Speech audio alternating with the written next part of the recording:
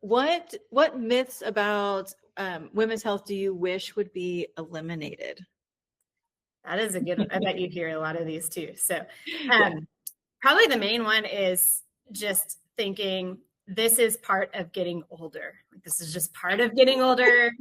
I'm just going to have to settle and deal with it and, knuckle through, essentially. And same thing with menopause and perimenopause. Well, that's just a part of perimenopause, or that's just a part of menopause. I'm just going to have to be this way. That's a huge myth and a huge barrier. If you believe that, then, you're just going to miss out on the freedom you can have from getting to the core of what's going on. And then another one, which you probably hear a lot, is that birth control fixes everything. I do a ton of work to help undo a lot of times the consequences of what just trying to medicate with birth control to fix a problem does long-term for women too.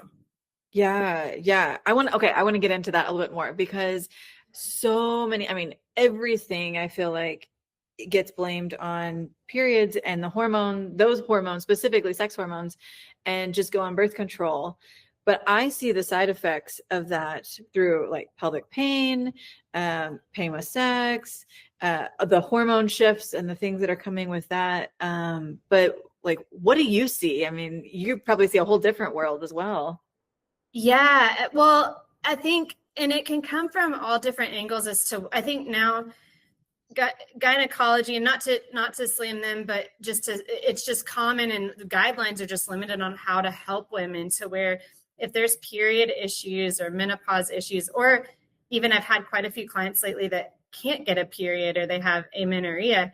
The thing is, well, let's just get you on birth control. We'll regulate it. We don't have to worry about it. And I see that a lot, but my big issue with it, or one of my big issues, is that then we never figured out what actually caused the issue in the first place. So then you're going to be on birth control for years. Maybe you do well on it, maybe you don't. But that issue underlying is still there and simmering, and it might be coming out in other ways, and we just don't even know. So there's that piece too.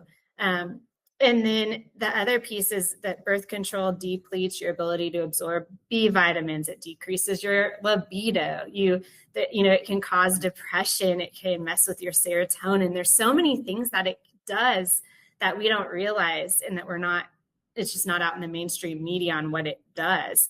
And so then women who've been on birth control long-term and get off, I have to ask those questions of, okay, how are you digesting? Because you've probably been depleted on your B vitamins, which you need for proper digestion. We have to go there.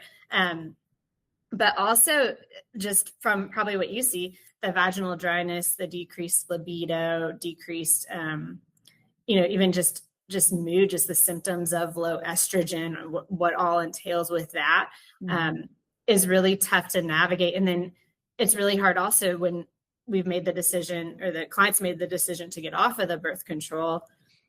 That can be a process of trying to re-regulate too. Yes. And it's not quick. You see that a lot too. Yeah. Yes. And I was also thinking, we see the nervous system impact because estrogen is neuroprotective.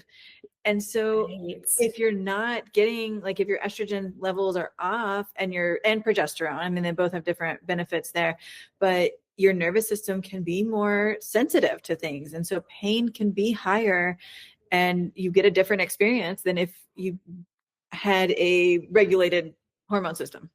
Right, for sure. And the other issue I run into with medicating birth control for female issues is that once you head into perimenopause and menopause, it becomes this big question mark. Do we stop, and what's going to happen? If we stop, is there going to be, this issue is going to come back full force? Are you in menopause? I don't know, because you're on this birth control, but also as you're on birth control longer and longer, your risk for stroke and for, clotting and all those go up. And so it's just this battle. And so from my standpoint, I would rather figure out the root cause before we even go there and start the birth control. And I had a client the other day who had amenorrhea, or no menstrual cycle, for a year. Everybody is different, but for her, with testing, within I think it was 2 months. She got her cycle back because we figured out she was B12 deficient, folate deficient, vitamin D deficient, and she had a sensitivity to gluten. So it was a little bit of a diet change and adding those supplements in, and cycles back. Well, great. We're not on birth control for decades and everything's working the way it should. She doesn't have to then question, when do I get off? And is my period never going to come back? And am I going to be infertile? All of those things. So, Yeah. Yeah. I think that is, I'm curious to see, in the next 5-10 years, what happens with birth control being prescribed for everything. Because I think menopause has finally gotten some attention. And so we'll see if that trickles into younger women.